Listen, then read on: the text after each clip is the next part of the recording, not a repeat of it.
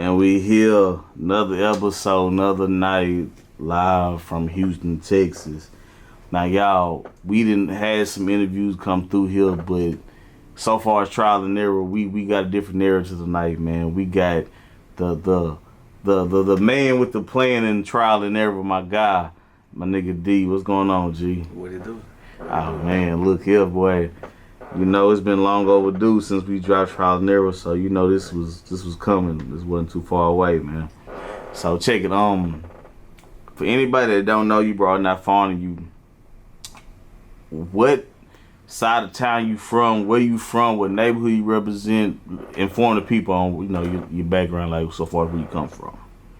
Man, I'm from the south side, man. I'm from Overbrook. You know what I'm saying? It's like South Park area.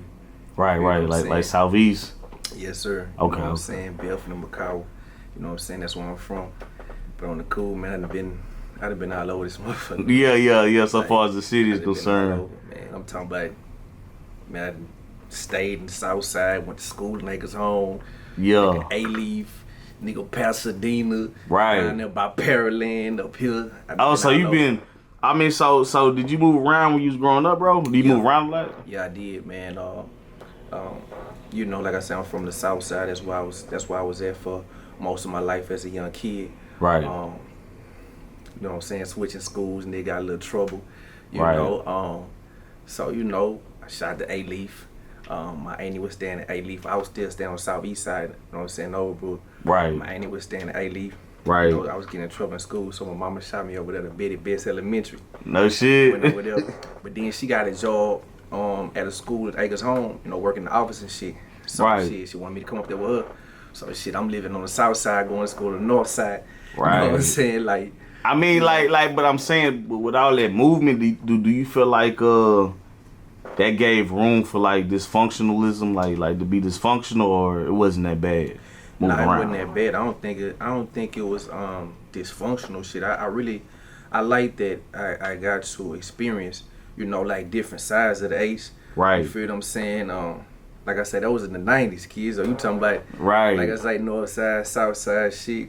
Yeah. You know, that was cool. You know, I got to see the different sides, how different sides. Right, how it's you feel what I'm just saying? culture, kind of, I ain't gonna say culture shock, but now just to let the people know, bro. You know, before the movies, me and you actually went to school together and shit. You know what I'm saying? So, like I said, just you know how this internet shit work. You know, I mean, I ended up seeing you on the shit, and I actually come to the podcast and everything like that. And the shit you was saying, I feel like the podcast, I ain't gonna say it got overlooked, but that was at the beginning, and people kind of forgot I used to do that. So the shit that we was talking about was I think it was so informative that I feel like we definitely gonna have to bring that shit back. But to follow behind the question I want to ask, like, did you always speak your mind growing up, or you was always kind of modest about, you know, to say shit? You know what I'm saying? Like, how did it come about?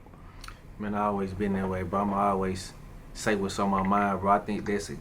Like, it's a gift and a curse sometimes because, man, I'm coming from an authentic place, but Right. me doing that sometimes I might hurt feelings being too authentic. You know what I'm saying?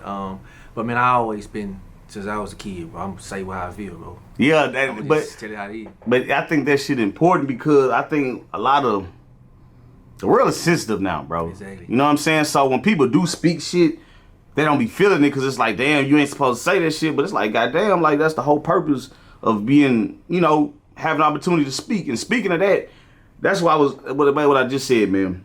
This internet shit is so influenced. It's like it's damn near running the world. So do you feel that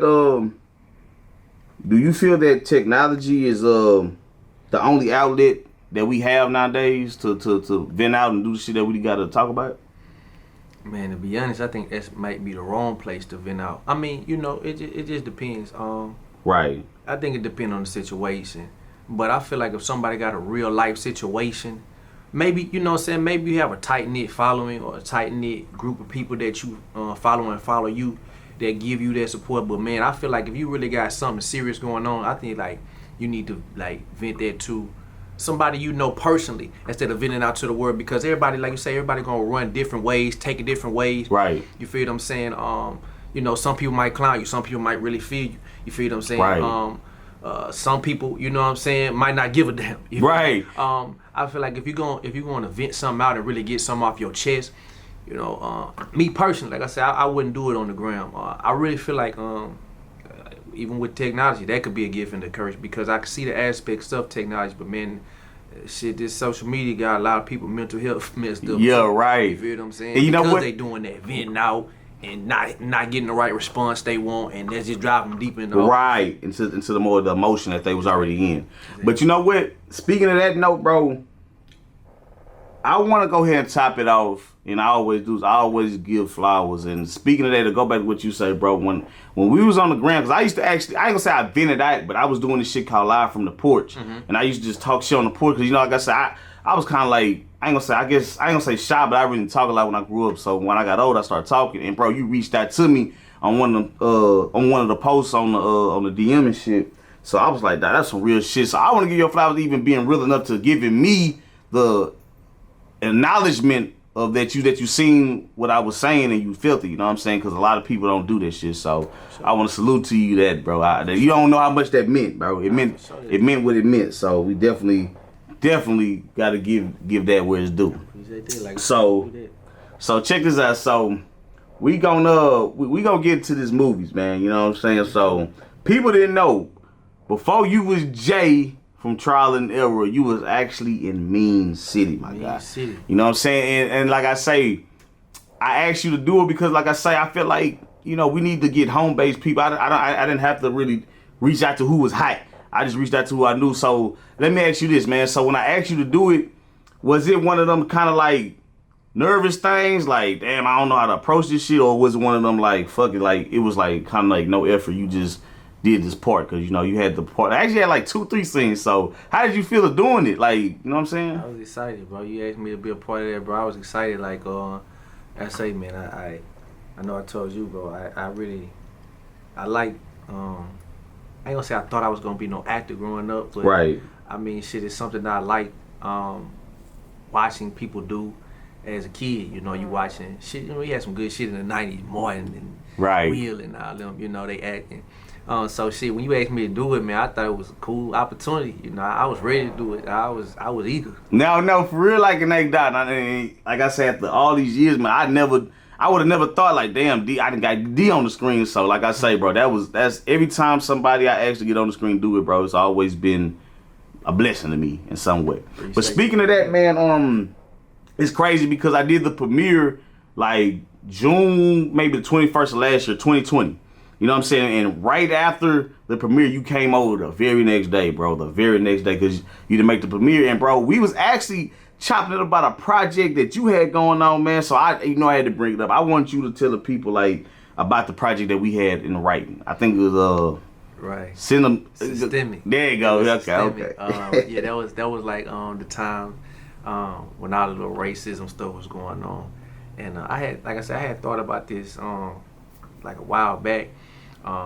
When all the Trayvon Martins and stuff right. that was going on, and how the verdict happened, and like I said, a lot of white people feel like shit was justified and stuff like that. A lot of people feel like that for a lot of the crimes that didn't happen like that. Right. So I had just thought about it, like, man, you know, I feel like a lot of white people don't understand what it's like to be black. You feel what I'm saying? Like, they might have a certain perception, but they don't. You would never know how it is to be black unless you black. You feel what I'm saying? Right, exactly.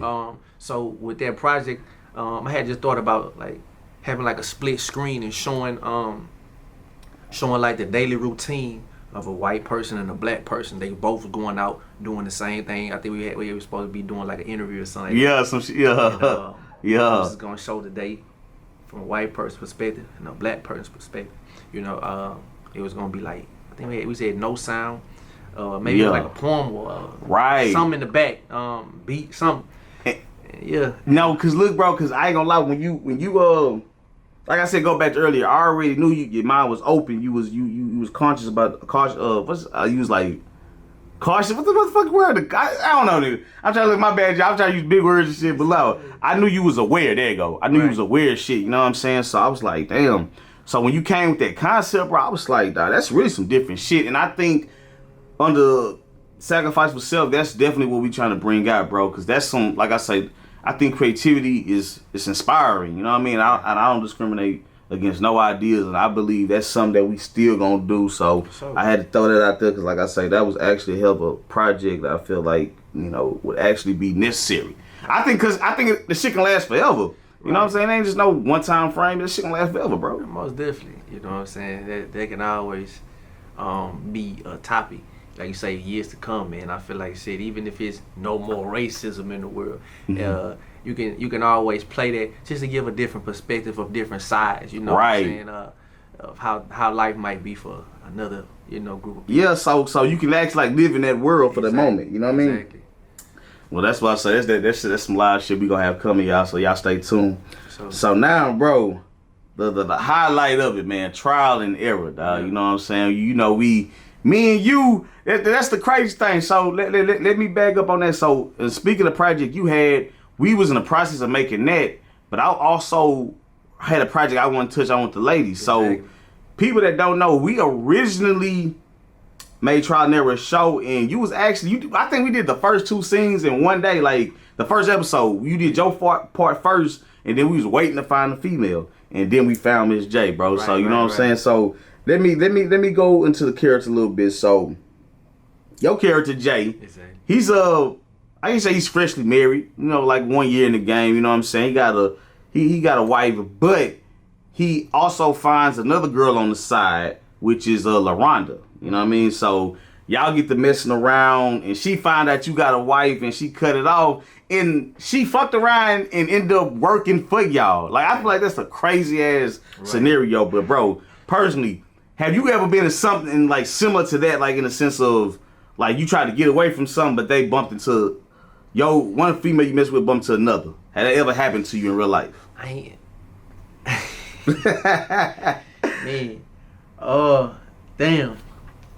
Yeah, I kind of had something to the likes of that. Of course, it wasn't that severe of me being married, but I remember I was with something. I'm just gonna put it like that. I was with something, and I was messing with something else. Right. And I remember I was with my lady, and the other something came up, but she kept it cool, dog. Ooh, player. Kept it cool, dog. Ooh, that. I was the whole time like, oh my god, you do not. Yes. Look, narrate. So listen, let me cause like I say, that's why we do narration with Trial and Error. So when you was going through that shit, dog, was it one of them like I can't lose it, or I was gonna be like, fuck it, if it happened, it happened? Like, what was going through your mind, bro? I ain't gonna lie, at the time I loved her. Right. I loved her, so I was like, man. Right. I'm like, do not do it, cause I'm gonna have to put out everything. Yeah. I'm gonna have to cry. I'm gonna have to put out everything. I'm gonna have to get all kind of teddy bears and flowers, and I'm sorry. Right. But like I say, she just kept it easy. She's like, hey, how you doing? Ooh. Right. Like, oh. Yeah, real slick, right? Like, but look, but that's what I'm saying though. So, with that being said, bro, the ladies do want to know: are you single? Yeah, I'm single. I am single. Okay, cool. That's what's up. We had to throw that one in there. So, let me ask you this, man. Just to go deeper into it, because like I said, I feel like the storyline for Trial and Error is really live. But right. Are you a type of man? Do you feel like you don't have no problem, like you don't see nothing wrong with being with one woman, or you more like into the, you don't see nothing wrong with having more than one woman? Like I know they want to know, because we see you in the movie, but it's like in real life, what is your personal opinion on that? Man, hey, I've been like this for a little while now. Right. I've tried to be with one woman, no problem. I can do that. I'm not saying I'm not capable of doing it. I am. Right. But me personally, me knowing who I am and how I operate, not saying I can't change, right. But I feel like, hey, I don't think it's wrong. I personally, I think that's how I'm gonna live my life. Bro. I'm gonna have to have 2. Yeah, 2? I'm gonna have to have 2. Yeah. Maybe more, Okay, check. I ain't trying to cut y'all. So when you say that, you say you've been like that, like, has that been a problem for you in the past? Like, have you ever like laid that out to a woman and she wasn't feeling it, or what? I never laid it out to a woman like that, because I feel like I didn't think like they would understand. Most people just look at that like, oh, you just selfish, you want 2 women, you just right. Think just for sex.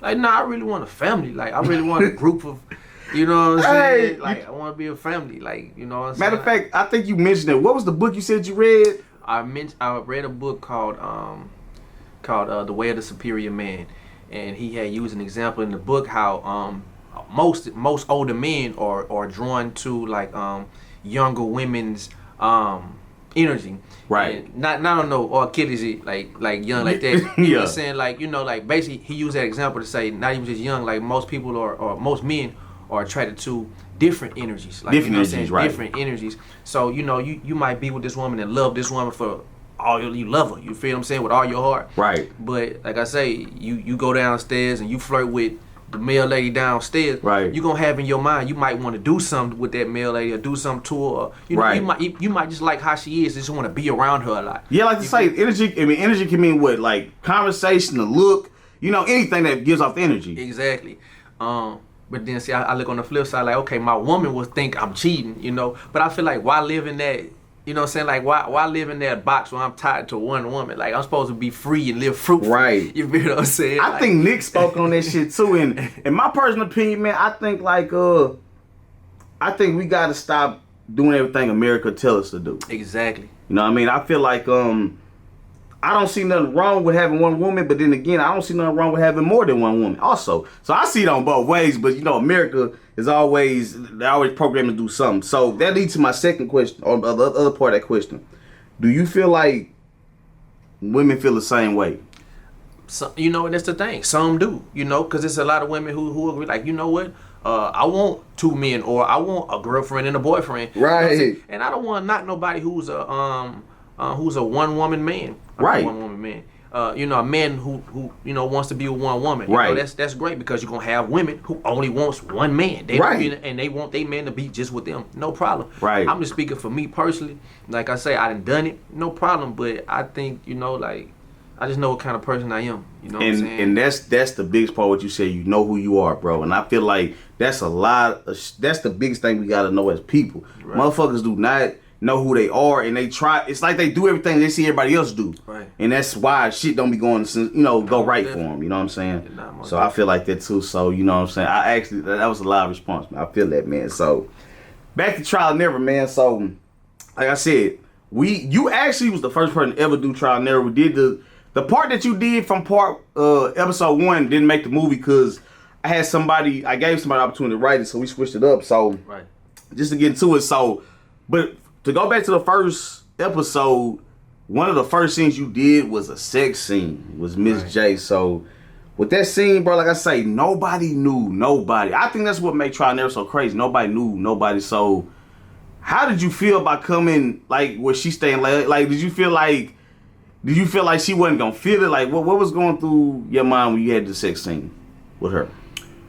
My main thing was just making sure that she was comfortable.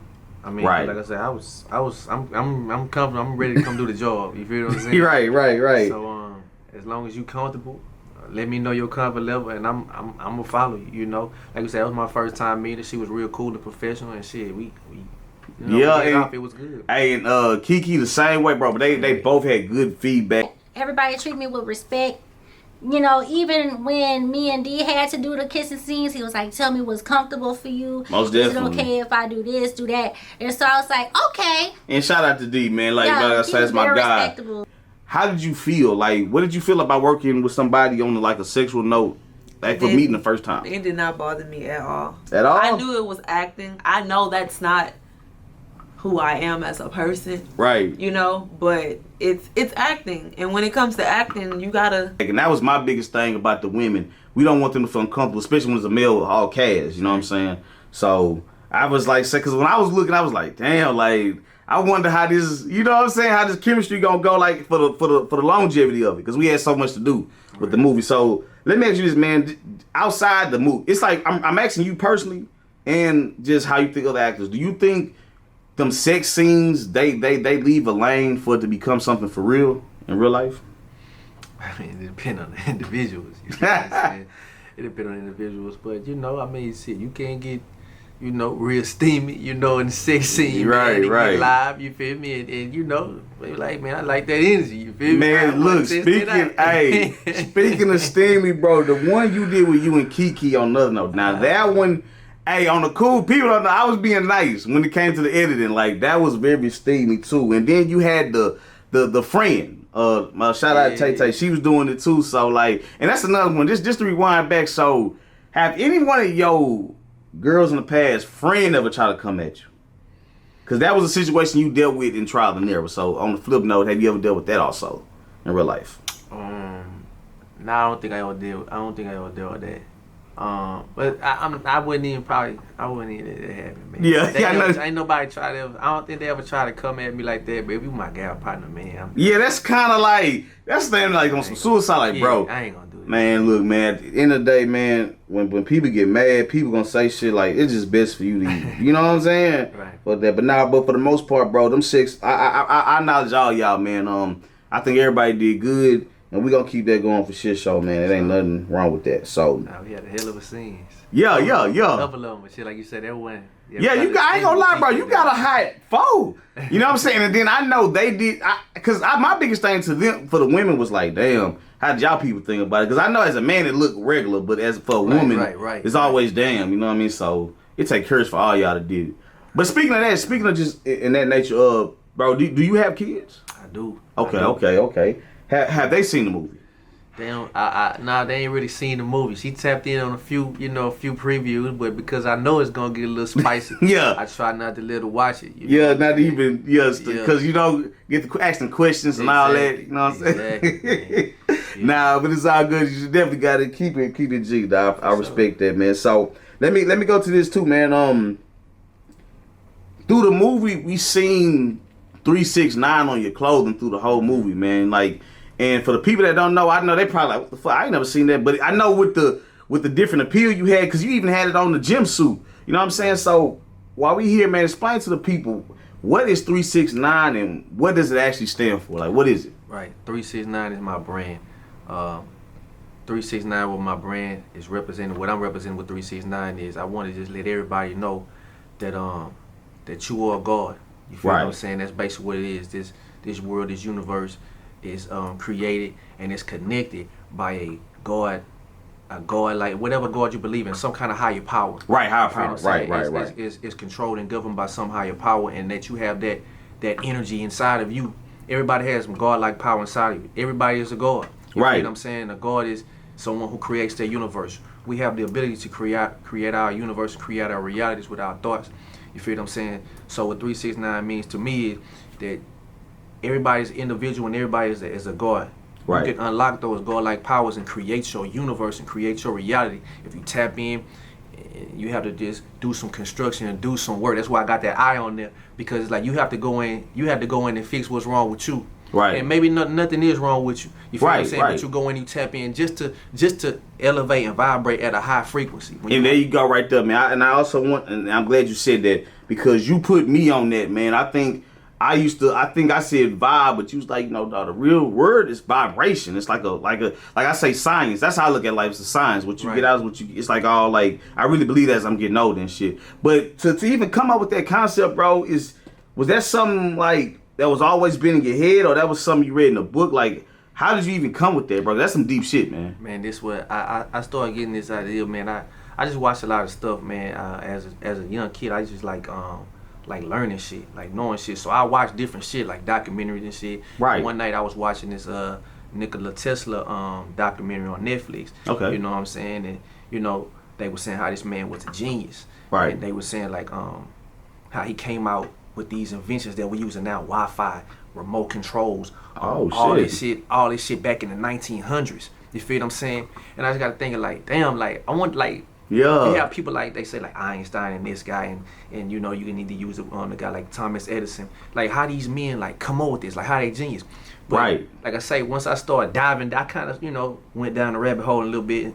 Everybody has this genius inside of them. Right. You feel what I'm saying? Right. But like I say, when you vibrating at a certain frequency, right, then you opened up to different endless possibilities Right. in this universe. And like I said, that's when you can start manifesting things. That's when you can start using your godlike power to create your life. Right. And create these things. You feel what I'm saying? Man, that's damn, bro. That's how I thought about it. Like I said, I just went down a rabbit hole, and like I say, I learned that the 3, 6, 9 are divine numbers, and that's what it means. It's basically just like you said, you get out what you put in. You know what I'm saying? It's a balance. You know what I'm saying? The 3, I like to look at it like a battery. Like you're always gonna have the negative, the positive, and the energy that's supplying both. Right. That's the 3, 6, 9. The 3 is the negative in life.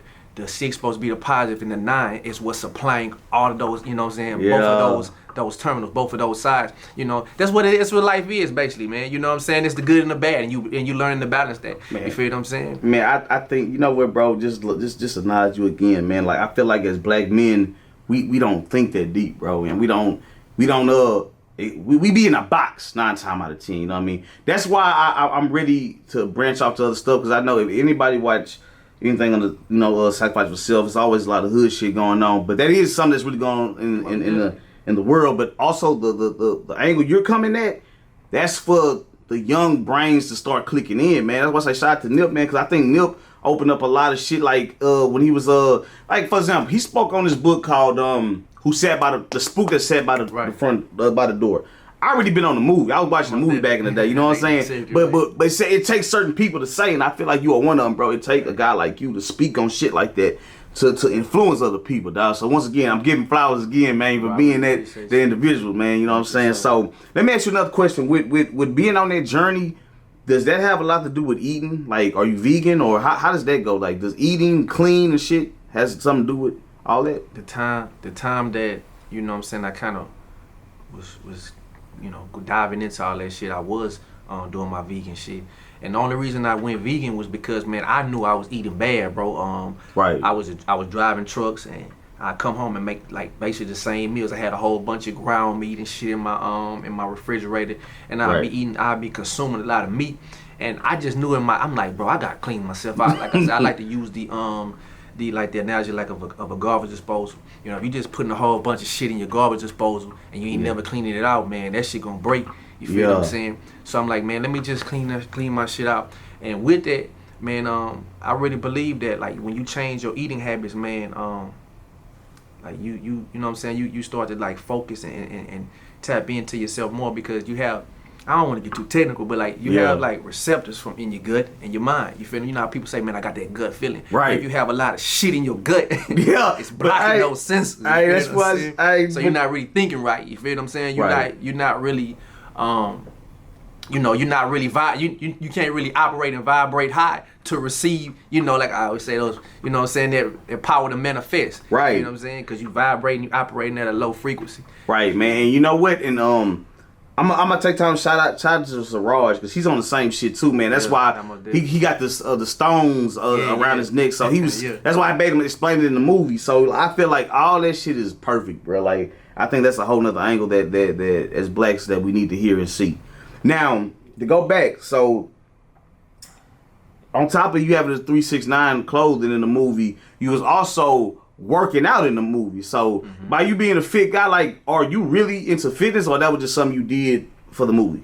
Nah, I really am into fitness. Like I said, I had gained some weight, you know what I'm saying? I used to drive for about 5 years. I'm not using driving as an excuse why I gained the weight. But shit, as a driver, man, you sitting down 10, 12 hours a day, eating what you can. So shit, I got a little lazy with it. But like I say, I was thinking about myself in my mind a certain way, but I wasn't looking it. You feel what I'm saying? Right. So I'm like, all right, man, I got to put my body like my mindset is. So I just started, like I said, I made the decision to do the vegan shit and clean my body up. I started dropping some pounds. So once that happened, I was like, okay, shit, I'm looking island. Yeah. You feel me? Yeah, let's see the figure. Nah, for sure. But with that being said, have you ever considered being a professional fitness guy? I thought about it. I really did, man. I did. And I remember, like I say, we was doing the workout tapes. That's really when I was really thinking about doing it. Oh yeah, we showed shot you and Dale, man. We definitely had that started. And and one thing you told me, bro, you was like, bro, you can always use this, like, even though we put it out there, it's like you can always go back to it. Right. And I like how you broke it down, because you had it like an amateur level and then an advanced level. Right. You know what I mean? So I definitely salute that shit, man. Yeah. Because I thought about this shit, man, but I don't know. I don't think that's for me. Like, I don't think it's for me. Yeah, and you can't lie to yourself. Yeah, I don't think me teaching people and training people is for me. Right, but it was just something to try to shit. It was something definitely that, you know, like I said, I do it every day. Right. You know? But check this out. So, okay, with that being said, what's the best advice you can give to somebody that's trying to lose weight? You know what I mean? Because you know, big boy Nick, man. I like I say, I be trying to go back to him, and I told myself I'm gonna go back and actually go through. Because it's crazy. I filmed it, but that's to be the shit that'll help me lose it. So, what's the best advice you can give, bro? Man, the best advice I can say is the perfect time is now. You feel what I'm saying? It's never a perfect time. The perfect time is always now. Yeah. You feel what I'm saying? And you know, it's like you have to be prepared to make a whole lifestyle change. You know what I'm saying? I like to use the analogy like before you can have a new life, you got to kill your old life. You feel what I'm saying? Type shit, right. You got to stop doing what you're doing. You feel what I'm saying? I don't mean to sound that harsh, but I'm saying like, okay, whatever you're doing, cut it out. Right. You know what I'm saying? Prepare to go through a phase that you haven't be uncomfortable. You haven't done this before. Right. Because you can always, that uncomfortable feeling gonna make you kind of hesitant. You know what I mean? Most definitely. But if it's something that you real serious about, you know you got to go through that to get to it. You feel what I'm saying? Right. So shit, start now and just be prepared for the lifestyle change. You feel what I'm saying? Right. So, do you got anything coming? Force 369? Like, what do y'all like? What kind of merch? What y'all got going with 369 and what's coming up? What can we expect? Right, 369, man. Right now we have glasses. I started off with the glasses as an accessory. Basically, I started off with the glasses because I linked up with some people and I could get them. They was accessible. I like them. I could design them. They was cool. But man, we really pushing these clothes. Right. These clothes is what was really to be up next. Like I say, man, as of right now, just got the word today. I got about 2 weeks for my shirts come out. And like I say, man, this shit been a long time coming because I just want to make sure that it's some right, good quality stuff. You know what I'm saying? Like, you definitely gotta take your time to do that. Man, that's been my thing. Like, it's been a trial and error with these clothes. Right. You know what I'm saying? Like I say, it's you getting samples in. You have to find the right person to do them. You know, with the right quality. But like I say, man, I've been taking my time trying to find the perfect quality, the perfect people to do it. Right. Got everything lined up. I got some t-shirts coming. Should be within the next, like I say, 2 weeks. And I have some sweatsuits also coming. Oh yeah, you know. Sweatsuits gonna definitely be here. Make sure y'all make something for the big guys too, man. You know, we gotta support that, man. Nah, for sure. You know what I mean? And speaking of things that's new, we got that trial and error round too, man. You know it's gonna get more juicy and steamier. So let me ask you a question. Let's ask a bonus question, cause we actually start filming round 2, but I slowed the process down because I actually wanted to write it out all the way through, get it juiced up. Right. So let me ask you something. Without even finishing the movie, do you think you and Rhonda will get back together? I don't know. That's gonna be a tough one, man. I don't know. I mean, hey, in real life, would you accept? Like, would you do it in real life? Like, would you after everything? Like, cause you know what I'm saying? Like, hey. I just feel like people like that's a question, man. Cause people always back and forth with shit and still end up being with each other. So, what do you see with you and Rhonda in part 2? Right. In part 2, I don't know. In the movie, I don't know. I don't think unless if you know what I'm saying. If my wife and Nicole find out. You feel what I'm saying? Right, we still gotta worry about that. If she find out and she leave me, if LaRon the only one I can go back to, nah, I'm just kidding. Oh, but shit. I don't know. In real life, if it was a real life thing, hey man, I told you, nigga, I want that family, nigga. I need a pride up. I'm just kidding. Yeah, you know, little judge. But nah, man, I don't know. I don't see me and LaRon getting back together. But you never know. Right. That's definitely how it happened in real life. You never fucking like. Ryan might pop up with some crazy stuff on you, man. Right. You know so look, man, to round up the last question, I always like to ask everybody, bro. At this point in your life, going through everything you done went through, man, what's the biggest thing you learned? Biggest lesson? The biggest lesson for me personally, man, I can say like it's cliche, but that you creating your life. You feel what I'm saying? You creating your life. At first, you know, as youngsters, we condition. You feel what I'm saying? And we might have different things in our life that we don't see the outcome. Right. You know, but you have to know what you want in life and know that you can create it. You feel what I'm saying? Oh. Like I say, it's cliche to say, man, you can do and be and have anything you want. But like just knowing that it's true. Right. You feel what I'm saying? Like we can manifest anything we want in life. Right. And bro, that come with that self-confidence too, bro. Right. You know what I'm saying? Right. Yeah. You gotta have that. You know what I'm saying? But like that's what I was talking about. Like I say with the brand, like you have to go in there and you have to build it up. You got to go into construction and build all that up. You Right. feel what I'm saying? Right. To start operating like that. But I think that's one of the biggest things I done learned. It's like, bro, you can create in any situation, circumstance, anything. Right. You feel what I'm saying? You can do anything. You got to create it. You feel me? But like I said, a lot of times we don't know what we want. You know? Right. We don't know what we want. Right. So you know? yeah, you still gotta. So sometimes it might not. But man, when you know what you want, you create and have it. You feel what I'm saying? That's one of the biggest things for me. Yeah. So far in life that I've learned, man, you can do and create anything you want. Creativity, Go on, man. get it. Yeah. Y'all need to take that one to the head and go back to the drawing board, man. Creativity, man. And if you know, you know. For sure. Hold on though. What's Before that? we stop, What's that? my nigga, you was giving roses the whole interview. let me pass some to you.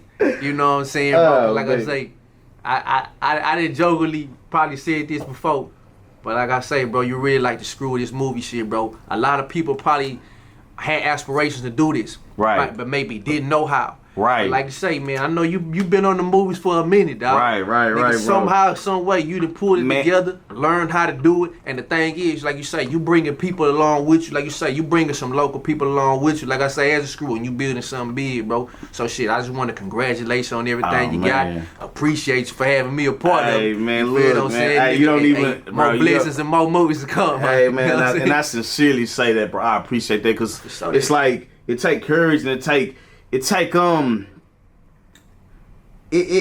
guess you say it take nuts, man, to do this Sure. shit, man. You got because it's an everyday thing in and out, bro. And I just appreciate your sincerity to even give me them. You know what I'm saying? Because a lot of niggas don't be going to give niggas props and like, bro, everybody that ever gave me some, I appreciate y'all and I appreciate you, my guy. Nah, for And sure you that. definitely one of my locked ins, man. Nah, I for fuck with sure. your stuff. You know what I'm saying? For sure that. Because they know, you dig? Already.